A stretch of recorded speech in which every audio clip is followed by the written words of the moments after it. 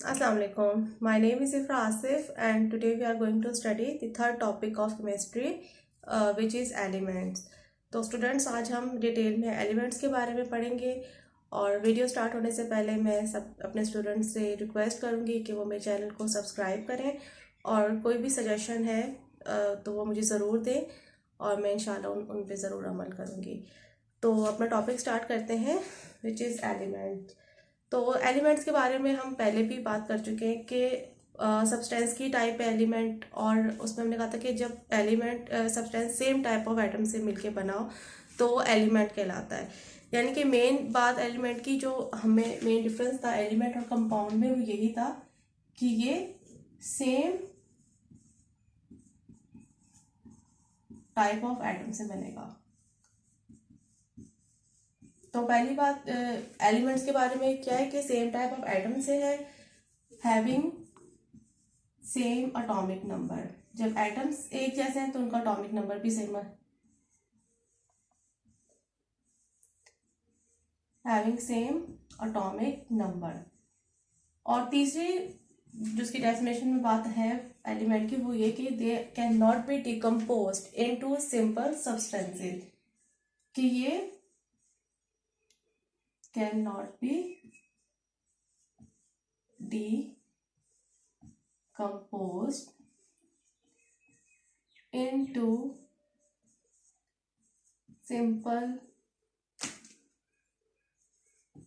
substances by ordinary chemical reaction। ये chemical mean. तो element की डेफिनेशन में हमने 3 पॉइंट्स देखे। सबसे पहले कि एलिमेंट जो है वो एक जैसे एटम से मिलके बना हुआ होगा, उसका एटॉमिक नंबर हमेशा सेम होगा और वो डिकम्पोज नहीं होगा सिंपल सब्सटेंसेस में। मतलब अगर कोई आम केमिकल रिएक्शन हो रहा है, यानी कि हम हीट पास कर रहे हैं एलिमेंट में से, इलेक्ट्रिसिटी पास कर रहे हैं, तो वो अपने एटम्स में नहीं टूटेगा। तो ये इसकी तीनों जो बातें हैं कि इसकी मेन डेफिनेशन है एलिमेंट की। कि अगर आपको एलिमेंट की डेफिनेशन लिखनी पड़ रही है तो आप इस तीनों बात लिखेंगे कि they have same kinds of atom और they have same atomic number और they can not be decompose into simple substances by an ordinary chemical mean. Ordinary chemical mean heat और इलेक्ट्रिसिटी। अब हम क्या बात करते हैं इसकी, अगर हम तो अकरेंस की बात करेंगे तो नेचर में जो एलिमेंट है वो 2 फॉर्म्स में पाया जाता है। एक होती है इसकी फ्री फॉर्म और एक होती है कंबाइंड फॉर्म। तो element found in nature in 2 form, one is free and other one is combined form. और ये कहाँ कहाँ पाया जाता है नेचर में? अर्थ क्रस्ट में, ओशियंस में और एटमॉस्फेयर में। इन 3 जगहों पे ये नेचर में पाया जाता है।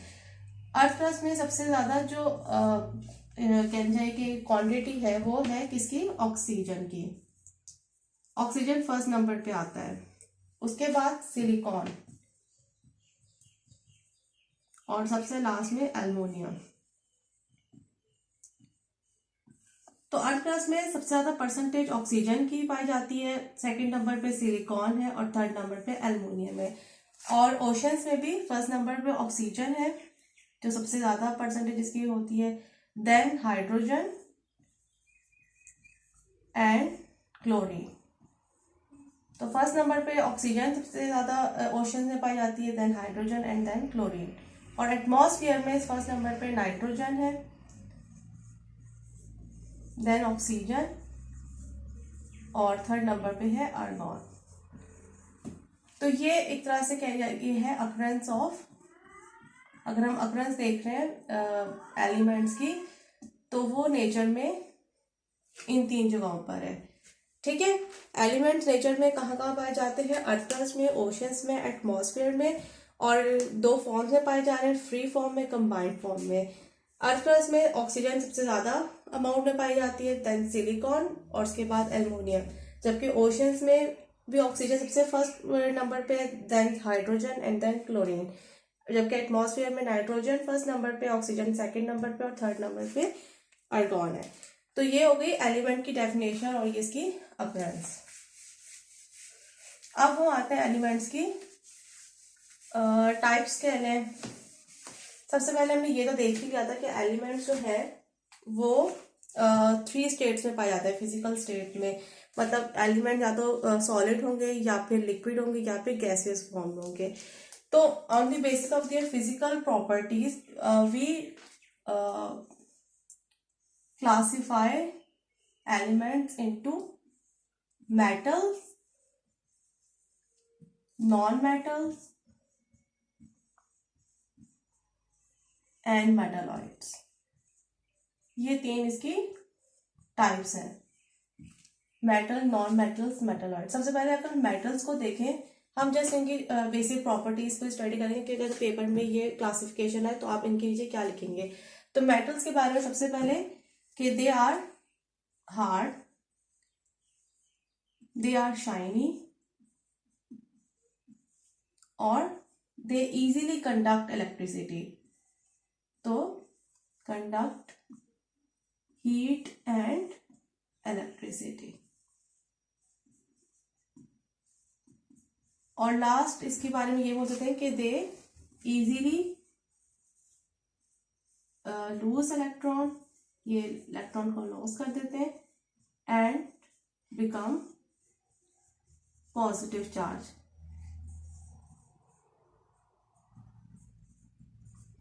Become positive. जबकि जो नॉन मेटल्स हैं वो उसके बिल्कुल ऑपोजिट है। दे आर हार्ड का तो नहीं पता है, मगर कुछ हार्ड होते हैं कुछ सॉफ्ट होते हैं, मगर बेसिकली शाइनी नहीं होते। ये not, they are not shiny,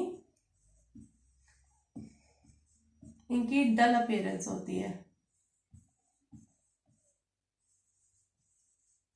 और they do not conduct heat और इलेक्ट्रिसिटी। ना ही ये हीट कंडक्ट करते हैं और ना ही इलेक्ट्रिसिटी को कंडक्ट कर सकते हैं हम। और लास्ट था कि दे एक्सेप्ट, ये क्या कर लेते हैं, एक्सेप्ट कर लेते हैं इलेक्ट्रॉन को एंड बिकम नेगेटिव चार्ज। जब एक्सेप्ट करेंगे इलेक्ट्रॉन को तो क्या इन पे चार्ज आ जाता है, नेगेटिव। तो मेटल्स क्या थे, शाइनी थे, non metals not shiny, dull appearance रखते हैं, ये हीट और इलेक्ट्रिसिटी को इजीली कंडक्ट कर पा रहे थे, ये हीट और इलेक्ट्रिसिटी को कंडक्ट नहीं कर सकते, ये इलेक्ट्रॉन को लॉस करके पॉजिटिव चार्ज बन जाते हैं और ये एक्सेप्ट करते हैं इलेक्ट्रॉन्स को और नेगेटिव चार्ज हो जाते हैं। जबकि जो मेटालॉइड्स हैं इनकी प्रॉपर्टीज की अगर हम बात करें तो इनमें कुछ प्रॉपर्टीज मेटल्स की हैं, कुछ प्रॉपर्टीज नॉन मेटल्स की हैं। तो दे show some properties of metals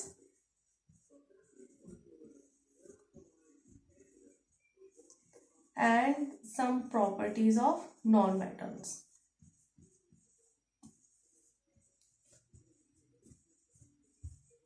और दूसरी बात इनमें ये होती है कि ये सेमी कंडक्टर कहलाते हैं, semi conductor of electricity and heat, semi conductor करते हैं। और मोस्टली इनकी जो फिजिकल प्रॉपर्टीज होती हैं वो मेटल से मैच कर रही होती हैं और जो केमिकल प्रॉपर्टीज है वो नॉन मेटल्स, यानी कि जब किसी केमिकल रिएक्शन में मेटालॉइड्स को देखेंगे तो वो नॉन मेटल्स के साथ रिएक्ट कर रहा होता है, मगर फिजिकल तौर पे जो इनकी प्रॉपर्टीज है वो ज्यादातर इसमें नजर आती हैं। तो ये था मेटल्स, नॉन मेटल्स और मेटालॉइड्स के दरमियान difference.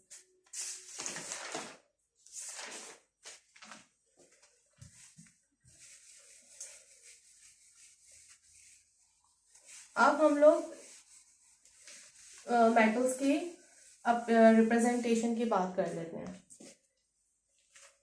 Representation of elements.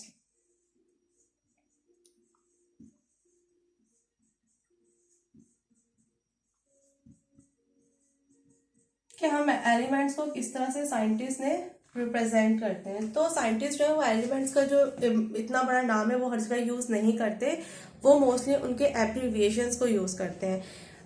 Elements को जब भी कहीं रिप्रेजेंट करना होता है तो वो उसका एक एब्रीविएशन यूज करते हैं। अब जो ये एब्रीविएशंस हैं वो एलिमेंट्स के कहाँ से आते हैं? बेसिकली एलिमेंट्स के जो नाम है वो 3 लैंग्वेजेस में से लिए आते हैं, English, Greek, Latin and German. यानी कि इन 3 लैंग्वेजेस से में से एलिमेंट्स के नाम आते हैं। तो एब्रीविएशंस भी फिर उधर से ही आए होते हैं। तो अगर हम बात करते हैं सैम्बल्स के, तो जो अगर एक ही लेटर पे उसका सैम्बल है तो वो तो फिर कैपिटल हो गया। जिसका हाइड्रोजन का है एक ही सैम्बल में मुश्तमिल, तो वो जस्ट हम हाइड्रोजन लिखेंगे। मगर अगर उसके एब्रीविएशन में 2 लेटर्स आ रहे हैं लाइक हीलियम, तो फिर पहला लेटर कैपिटल होगा पर सेकंड लेटर जो है वो स्मॉल होगा। और कभी भी वो इसके साथ इस तरह से नहीं होगा कि हम उसको यूं करके जोड़ लें, वो अलग होगा। सही है। लाइक सोडियम, सोडियम का भी हम क्या देखते हैं, सोडियम का Na। तो ये सोडियम का इधर से नहीं आ रहा है, ये इन लैंग्वेजेस में कहीं जो उसका नाम है सोडियम का वहां से आ रहा है। उसके अलावा हम एग्जाम्पल में क्लोरीन ले सकते हैं। तो क्लोरीन का भी क्या है, Cl। तो ये होगी रिप्रेजेंटेशन ऑफ एलिमेंट के। एलिमेंट्स की रिप्रेजेंटेशन जब भी हम करेंगे तो हम उनके जो फर्स्ट लेटर है उसको कैपिटल लिखेंगे और सेकंड लेटर को स्मॉल उसमें शो करेंगे, और दोनों को अलग अलग लिखेंगे, तो ज्वाइन करके नहीं लिखेंगे।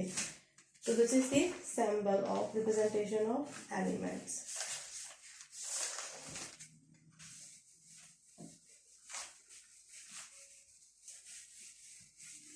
अच्छा, अब जो हम टॉपिक स्टार्ट कर रहे हैं वो है एलिमेंट का वैलेंसी। कि वैलेंसी जो है वो होती क्या है और एलिमेंट्स में हम वैलेंसी को क्यों पढ़ रहे हैं, तो वो हम सब देखेंगे। तो स्टार्ट करते हैं वैलेंसी की डेफिनेशन से। वैलेंसी होती क्या है? तो बहुत सिंपल डेफिनेशन है, the combining capacity of an element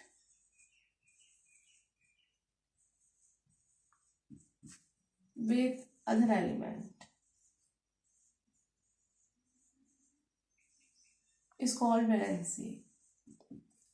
यानी कि एलिमेंट की दूसरे एलिमेंट के साथ जो कंबाइन होने की ताकत है, कैपेसिटी है, वो वैलेंसी कहलाती है।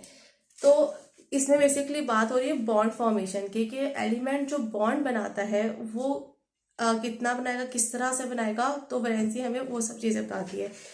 तो एलिमेंट्स सबसे पहले अगर हम अपने आप से क्वेश्चन करें कि बॉन्ड क्यों बनाता है, व्हाई एलिमेंट्स फॉर्म बॉन्ड, तो उसका आंसर ये है कि कुछ एलिमेंट्स होते हैं वो स्टेबल होते हैं और कुछ नहीं होते।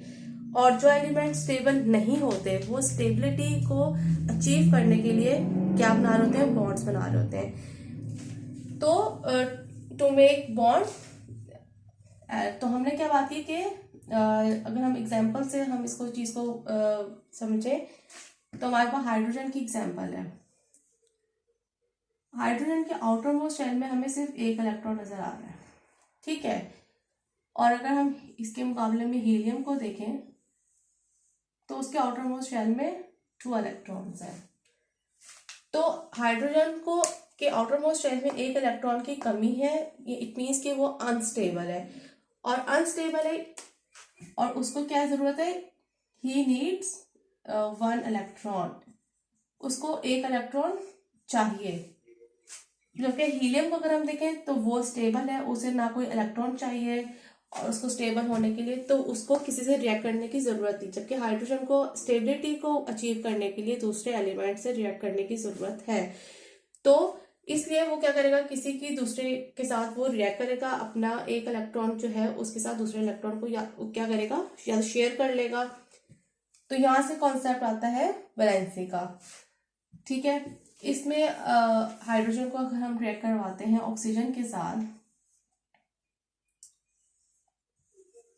ये इसके पास एक इलेक्ट्रॉन है, ऑक्सीजन के पास क्या होंगे,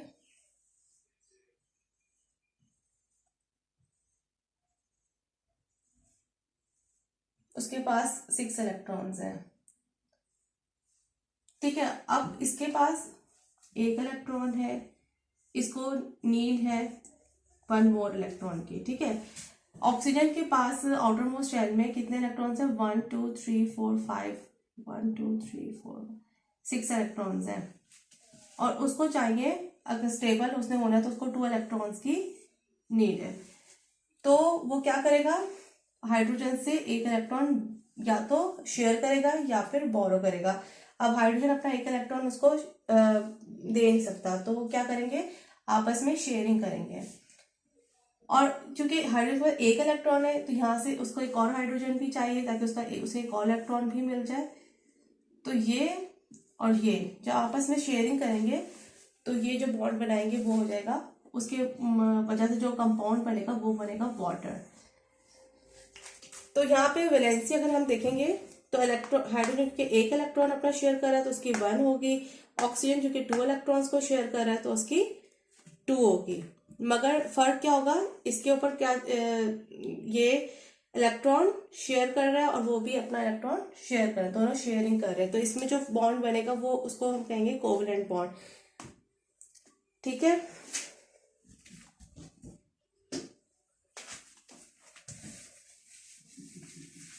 अब वैलेंसी में सबसे इंपॉर्टेंट चीज है कि हमें ये पता चाहिए कि स्टेबल स्टेट क्या होती है। स्टेबल स्टेट की अगर हम बात करें कि स्टेबल स्टेट, तो स्टेबल स्टेट की दो, हम एक तरह से कहेंगे, टाइप है। स्टेबल स्टेट में अगर पहली बात करें तो वो क्या है? अगर एक एटम है उसके पास एक ही शेल है तो स्टेबल स्टेट का मतलब होगा कि उसके आउटर मोस्ट शेल में सिर्फ 2 इलेक्ट्रॉन्स हो।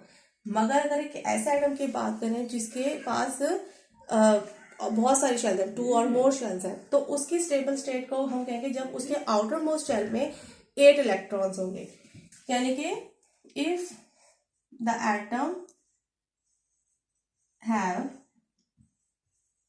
one shell, if the atom has one shell, तो it achieve stable state by gaining 2 electron. अगर उसके पास 2 इलेक्ट्रॉन्स हैं उसके फर्स्ट शेल में तो वो स्टेबल है। But if the atom have 2 or more shells, then it achieve stable state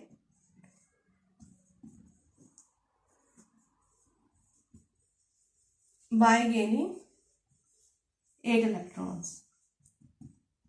यानी कि इस केस में आपको 8 इलेक्ट्रॉन्स चाहिए। इसको हम ऑक्टेट भी कहते हैं। बेसिकली जो इनका आउटर मोस्ट शेल है एलिमेंट्स का, वो क्या कहलाता है? वैलेंस शेल भी कहलाता है। और इस आउटर मोस्ट शेल में जो इलेक्ट्रॉन्स प्रेजेंट होते हैं उनको हम वैलेंस इलेक्ट्रॉन्स भी कहते हैं। तो ये वैलेंसी वाला कॉन्सेप्ट इसलिए उसके आउटर मोस्ट शेल से ही लिंक करता है। तो स्टेबल स्टेट का मतलब क्या है कि अगर एक शेल है तो आपको वो हमेशा 2 इलेक्ट्रॉन्स आपके उसके पास होंगे, एटम के पास, तो वो स्टेबल कहलाएगा।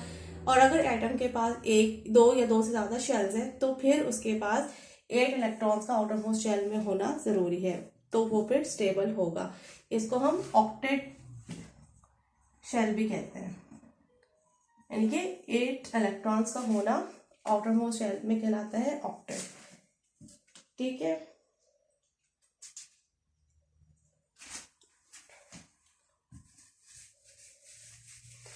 अभी हमने बात की थी हाइड्रोजन की और हीलियम की, कि हाइड्रोजन जो वो उसको 1 इलेक्ट्रॉन की जरूरत पड़ती है और हीलियम जो है क्योंकि स्टेबल है तो उसको इलेक्ट्रॉन की जरूरत नहीं होती।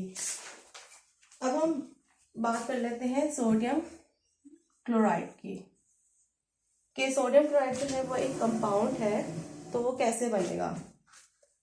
ठीक है स्टूडेंट्स,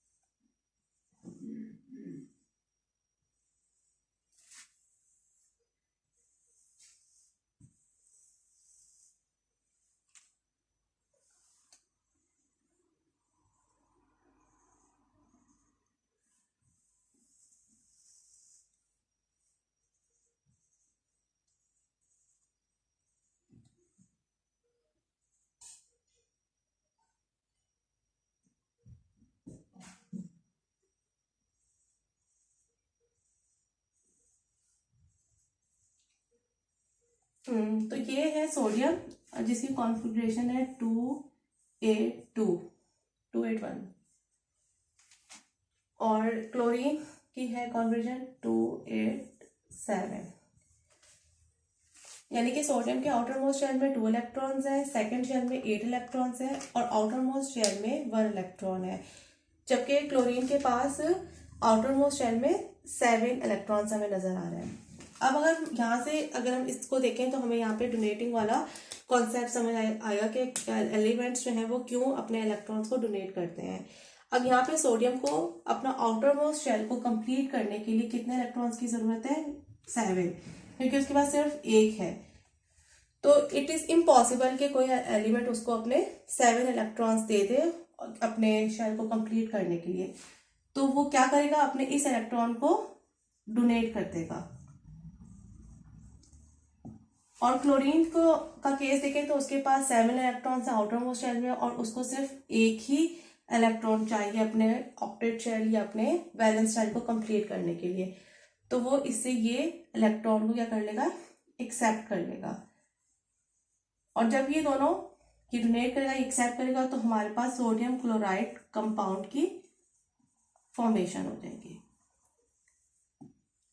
सही है। तो वैलेंसी यहाँ पे दोनों की 1 है, इसकी भी 1 है और क्लोरीन की भी 1 है, मगर चूंकि ये डोनेट कर रहा है तो ये बन जाएगा पॉजिटिव और ये चूंकि एक्सेप्ट कर रहा है तो ये बन जाएगा नेगेटिव चार्ज। सोडियम के ऊपर आ जाएगा पॉजिटिव चार्ज और क्लोरीन के ऊपर आ जाएगा नेगेटिव चार्ज। ठीक है। तो इस तरह से वैलेंसी की वजह से एलिमेंट्स के आपस में बॉन्ड फॉर्मेशन होती है और ये बॉन्ड फॉर्मेशन जो है वो 3 तरह से होती है। यानी कि एलिमेंट्स या तो डोनेट कर रहे होते हैं इलेक्ट्रॉन्स को, या फिर वो गेन कर रहे होते हैं, या फिर शेयर कर रहे होते हैं। तो अगर हम वैलेंसी की डेफिनेशन देखें तो वो क्या होगी कि ability of elements to donate electron, to gain electron या to share electron with other element is called valency. और जब वो कोई भी एलिमेंट अपना इलेक्ट्रॉन डोनेट कर रहा होगा, लूज कर रहा होगा, तो हम उसको कहें कि वो क्या कौन सा बॉन्ड बना रहा है? आयनिक बॉन्ड बना रहा है। मगर जब वो आपस में शेयरिंग कर रहे होंगे तो वो बॉन्ड बन रहा होगा कोवेलेंट बॉन्ड। जैसे हमने इधर देखा तो ये बॉन्ड NaCl का जो बन रहा है ये कहलाएगा आयनिक बॉन्ड।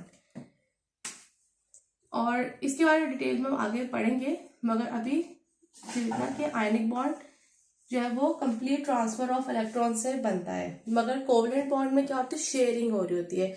वो हमने वाटर में देखा कि H2O में जो थी वो ऑक्सीजन जो था वो 2 हाइड्रोजन के साथ इलेक्ट्रॉन्स को शेयर कर रहा था, तो वहां पे कोवेलेंट बॉन्ड बन रहा था।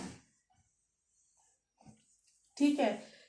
तो आज के इस लेक्चर में हमने एलिमेंट्स की डेफिनेशन देखी कि एलिमेंट्स वो सब्सटेंस हैं, वो प्योर सब्सटेंस हैं जो कि सेम काइंड ऑफ एटम्स से मुश्तमिल होते हैं, सेम एटॉमिक नंबर रखते हैं, डिकम्पोज नहीं होते ऑर्डिनरी केमिकल रिएक्शन से। उसके अलावा हमने कहा कि उनकी नेचर में अक्रेंस जो है वो 2 फॉर्म्स में है, फ्री फॉर्म में, कंबाइंड फॉर्म में, और अर्थ क्रस्ट में पाए जाते हैं, ओशियंस में पाए जाते हैं और एटमॉस्फेयर में पाए जाते हैं। और हमने इनकी फिजिकल प्रॉपर्टीज की बेसिस पे एलिमेंट्स को 3 टाइप्स में डिवाइड किया, मेटल्स, नॉन मेटल्स और मेटलॉइड्स में। मेटल्स जो थे वो क्या थे? शाइनी थे, हार्ड थे और गुड कंडक्टर ऑफ इलेक्ट्रिसिटी और हीट थे। जबकि नॉन मेटल्स जो थे वो डल अपीयरेंस रखते थे और इलेक्ट्रिसिटी को कंडक्ट भी नहीं करते थे और ज़्यादातर गेन करके इलेक्ट्रॉन्स को नेगेटिव चार्ज बन जाते थे। जबकि मेटलॉइड्स जो थे वो इन दोनों के बीच के एलिमेंट्स थे। उनमें कुछ प्रॉपर्टीज मेटल्स की थी, कुछ प्रॉपर्टीज नॉन मेटल्स की थी। और इसके अलावा भी हमने फिर सैम्पल्स की और वैलेंसी की बात की।